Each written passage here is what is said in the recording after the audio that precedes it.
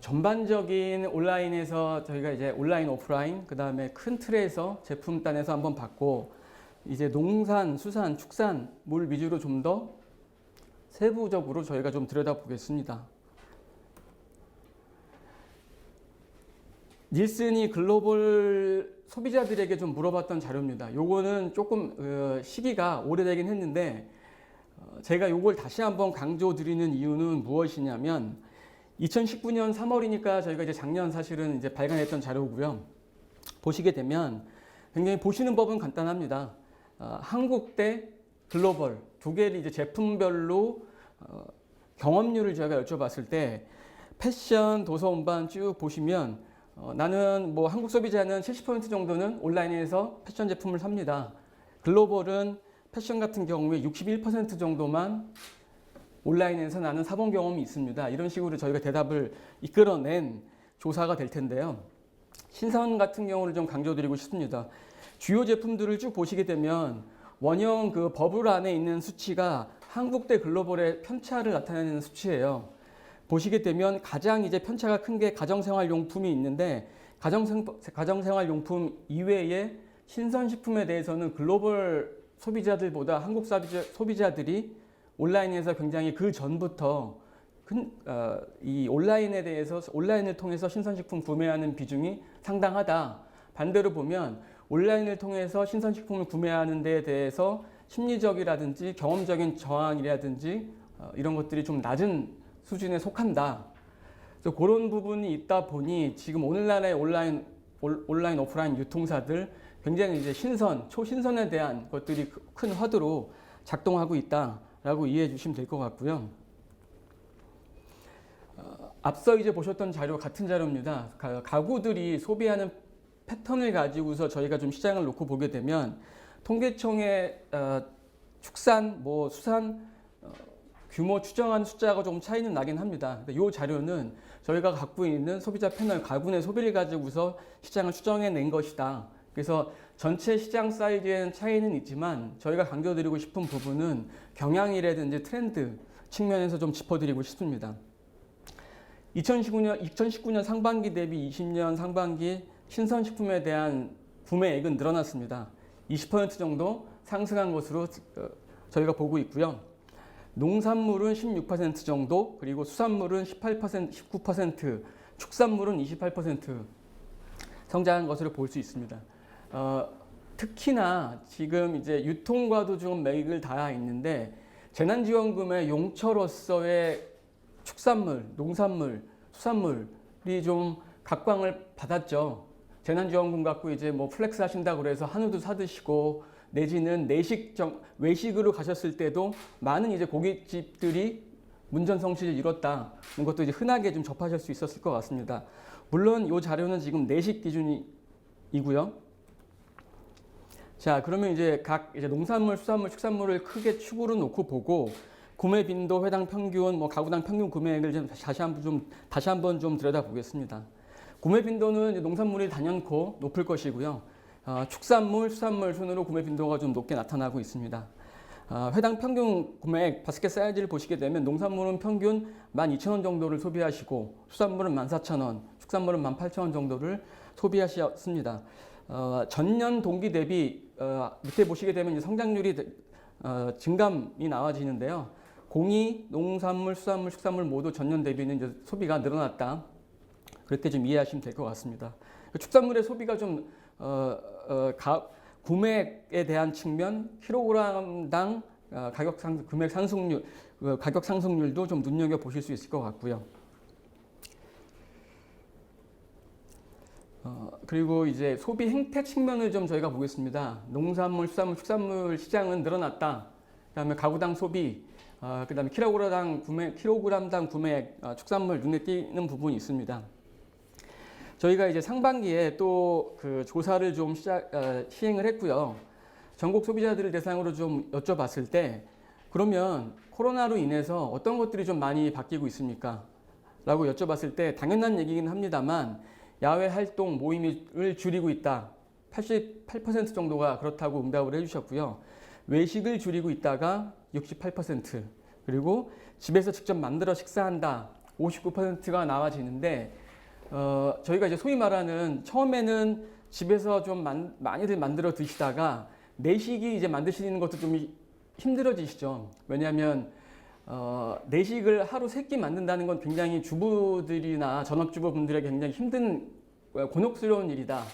애들도 학교 안 가고 그 다음에 이제 남편분들도 재택이 굉장히 활성화되다 보니까 식재료 구매에 대한 것들이 활성화되다가 나중에 이제 HMR이라든지 밀키트 내지는 배달 쪽으로도 시장이 굉장히 활성화되고 있는 것들 충분히 저희가 예측 가능한 범주라고 봅니다.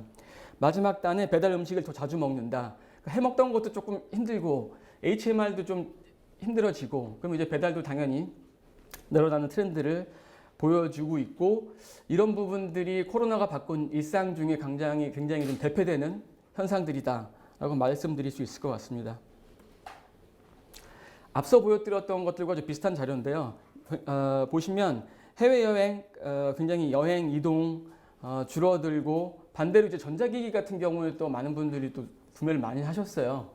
그리고 오른쪽에 이제 이러한 소비 활동에 따라서 초기에 어떤 변화들이 있었는지 보시면 오른쪽에 성과 임팩트 상단은 초기에는 좀 감소하는 트렌드를 보여주다가 이후에 성장한 대표적인 우리 식품 관련된 제품들, 상품들, 그리고 하단은 초기와 초기 이후에도 모두 성장하는 것들. 말씀드린 것처럼 상단을 보시게 되면 파스타 소스, 겉면, 분말 카레, 집에서 이제 쉽게 빨리빨리 만들어 주실 수 있는 것들에 대한 수요가 주춤했다가 지금 다시 늘어났다, 초기에. 이후에는 밑에 단 이제 하나는 보시게 되면 초기와 이후 모두 계속 꾸준히 각광을 받고 있다. 수요 측면에서 포장김치, 뿌리채소, 미역, 잎채소, 계란 같은 상품들 그러한 특징들을 저희가 좀 보실 수가 있고요. 신선 소비 측면에서 저희가 좀 더 딥다이브하게 좀 보게 되면 HMR과 식재료의 주요 카테고리, 식재료의 신선 위주 변화를 좀 보시게 되면 초기 올 상반기 8주, 10주차, 11주, 13주차를 보시게 되면 이제 HMR 측면에서는 계량 측면이라든지 냉동 후라이, 레토르트, 양념육 등이 굉장히 좀 각광을 받았던 것을 보실 수가 있고요. 식재료 카테고리 측면에서 보시게 되면 향미유, 천연조미료, 그러니까 예전에는 이제 집에서 많이들 음식을 안 하시니까 향미유라든지 천연조미료에 대해서 이렇게 많이들 수요를 좀 안 일으켜 주시다가 집에서 많은 것들을 이제 해 드시는 그런 내식 강화 트렌드로 가셨을 때 이런 것들을 좀 많이 소비를 하시더라. 그래서 이런 것들은 저희에게 어떤 의미가 있냐면 닐슨 같은 경우에는 코로나 이후에 회복되는 그러니까 뉴 노멀로 돌아오는 것들을 보통 한 저희가 3단계 정도를 봅니다. 한국 같은 경우 패턴이 2단계에서 원래는 이제 1단계 정도, 1단계는 뭐였냐면요. 저희 시나리오가 상반기에 악화됐다가 하반기에 바로 일상화로 돌아오는 것들을 저희가 1단계로 봤는데 확산이 조금 이제 주춤했다가 다시 확산세로 돌아서는 지금이 1단계와 2단계 사이 정도로 보게 됩니다. 1단계와 2단계 사이를 넘나든다. 그런 측면에서는 어떤 제품들이 각광을 받는지 지금 이제 보시게 되면 올해 상반기가 1단계와 2단계 사이 정도로 저희가 봤는데 이런 제품들은 그런 이제 코로나 위기 상황에서 소비자들이 어떤 소비를 했는지 어떤 소비 경향을 보여주는지 저희한테 좀 인사이트를 줄 수 있는 귀감을 줄 수 있는 자료라고 보고 있고요. 오프라인하고 이제 온라인 저희가 좀 설명드릴 텐데 저희 가구 패널 소비료 측면으로 보면 여전히 신선식품은 오프라인이 온라인 대비 굉장히 큰 시장 사이즈를 보여주고 있습니다. 뭐 산술적으로는 거의 뭐 14배 정도 가구 소비 측면에서는 그렇게 나타나고 있고요. 오프라인 위주로 좀 말씀드리게 되면 오른쪽을 보시게 되면 대형마트, 체인 슈퍼 좀 주춤한 모습을 보여주셨고요. 개인 대형, 그 다음에 조합마트 조금 이제 소폭 상승을 했습니다. 전년 상반기 대비. 아무래도 개인 대형 같은 경우에는 재난지원금에 굉장히 사용 용처로 각광받았다. 내지는 많은 사람들이 모이고 가족 단위의 쇼핑을 할 수 있었던 대형마트보다는 1인, 2인이 쇼핑을 근거리에서 할 수 있는 채널로서 각광을 받았다. 소비 선호 측면에서. 이런 부분들은 저희한테 이제 시사하는 바가 좀 있다라고 볼 수 있겠고요. 부분은 좀 간단히 빨리 넘어가겠습니다. 저희가 해마다 소비자들에게 소비 행태라든지 유통에 대한 인식이 어떻게 바뀌고 있는지 여쭤보는 그 조사를 전 세계적으로 해마다 진행을 합니다.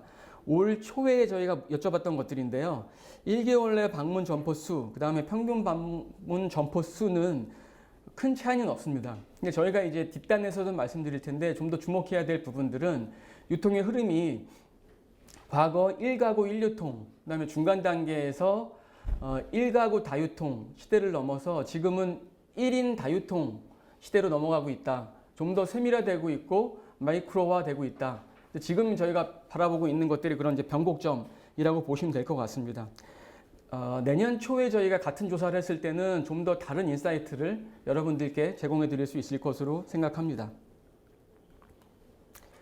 자, 이 부분이 좀 재미있는 부분인데요. 소비자들에게 좀 저희가 여쭤봤을 때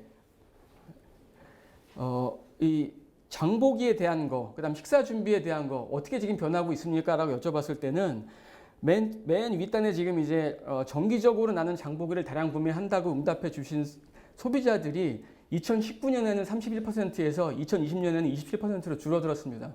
그 얘기인즉슨 정기적으로 장보기 하는 소비자들이 점점 가장 중요하지만 점점 줄어들고 있다. 또 식사 준비에 필요한 재료를 구매하는 것, 장보기의 매력, 장보기의 가장 중요한 목적 중에 하나일 텐데 이 부분 역시 2019년 대비 소폭 줄어들고 있습니다. 그리고 반대로 식재료에 일상적인 것들을 같이 필요한 것들을 구매한다고 대답하신 분들이 점점 늘어나고 있다. 그래서 장바구니에 들어가는 것들이 장보기 내지는 식사 재료의 준비에 필요한 것들은 좀 줄어들고 일상적으로 필요한 걸 구매한다. 그렇다고 해서 이분들이 장보기를 안 하거나 안 드시는 건 아닙니다. 내식은 증가했다고 말씀드린 것처럼 이동을 한 거죠. 온라인으로 이동하고 있고 전문몰로 이동하고 있다. 저희가 위로 짐작할 수 있겠고요. 또 다른 측면에서 여쭤봤을 때 식품 물가가 비싸냐 안 비싸냐고 여쭤봤을 때 비싸다고 말씀해 주신 분들 대상으로 그러면 식품 물가가 비싸다고 생각하시면 어떻게 소비 행태가 바뀝니까? 라고 여쭤봤습니다. 그랬을 때 주목할 만한 부분은 18년, 19년, 20년 트렌드가 그러면 나는 특가 상품 및 할인 상품 위주로 구매를 갈 것 같아요. 이게 더 이쪽으로 갈 것 같다라고 응답해 주시는 비중이 늘고 있습니다. 그래서 전체적으로 보게 되면 오히려 이런 측면이라고 놓고 보게 되면 저희가 농산물, 수산물, 축산물을 가공해서 내지는 가공식품을 판매하는, 유통하는 입장에서 보게 되면 밑에 보시면 뭐 대용량 상품 이런 것도 지금 조금 더 추세가 늘어나고 있긴 한데 원시적으로 직접적으로 말씀드리면 특가 상품, 할인 상품에 대한 것들 기획 내지는 보편적인 어떻게 하면 내 할인 상품을 홍보하고 다가설 수 있을지에 대한 고민이 더 효과를 발휘할 수 있겠다라고 보실 수도 있겠습니다. 이 부분은 이제 저희가 물가 상승을 고려했을 때 나는 물가 상승하게 되면 이 카테고리는 구매에 대해서는 좀 고민이 필요할 것 같아요. 라고 응답해 주신 경향을 보여드리고 있습니다. 18년, 19년, 20년 보여드리고 있는데 좌측으로 갈수록 사실은 소비자들이 이제 경제적인 압박을 느꼈을 때 소비를 좀 줄여드릴 수 있는 카테고리군이죠. 우측으로 가면 갈수록 생필품에 가깝기 때문에 그래도 나는 유지는 한다. 그런 제품들이라고 보시면 되는데 대표적인 제품들이 이제 좌측에 스낵용 초콜릿 있고요.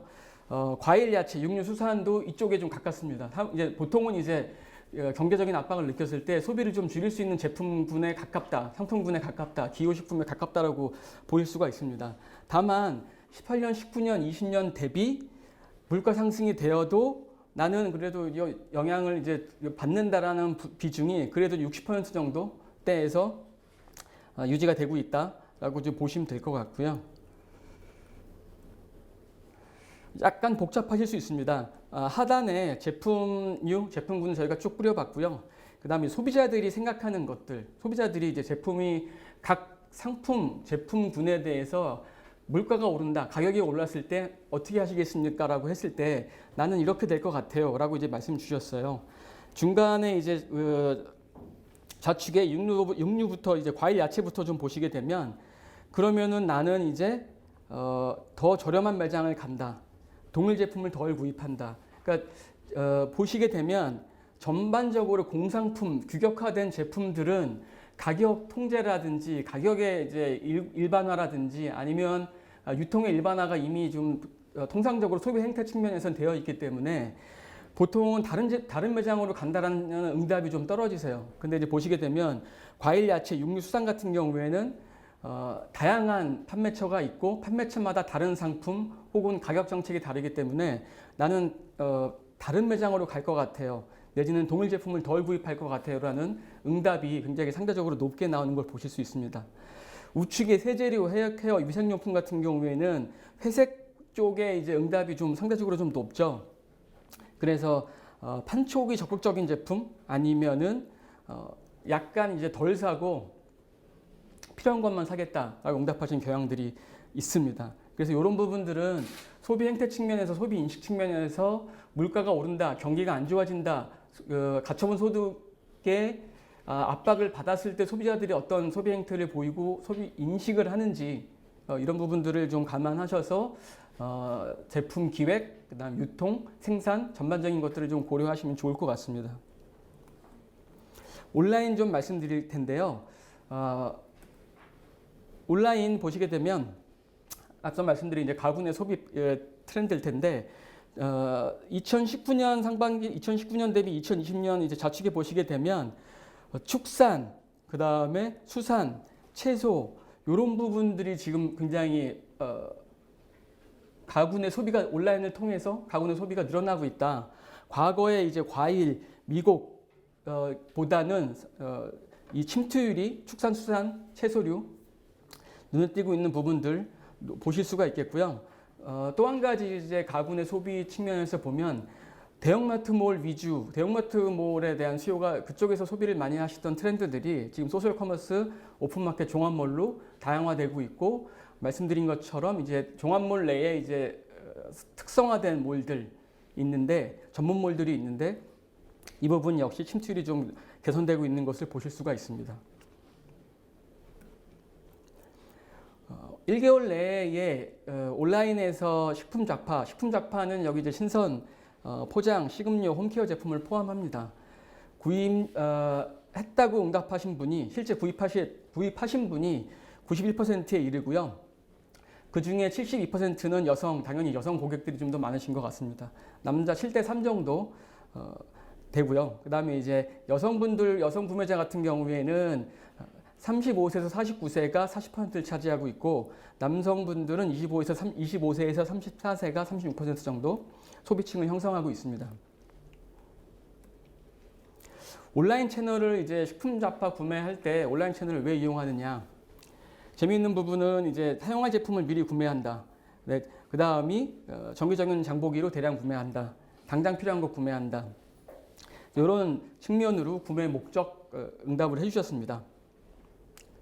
아무래도 이 지금 이제 전체적으로 여기 식품 잡화이기 때문에 사용할 제품 미리 구매한다고 말씀해 주신 부분들이 좀 중요한 요인으로 영향을 미친 것으로 보고 있고요.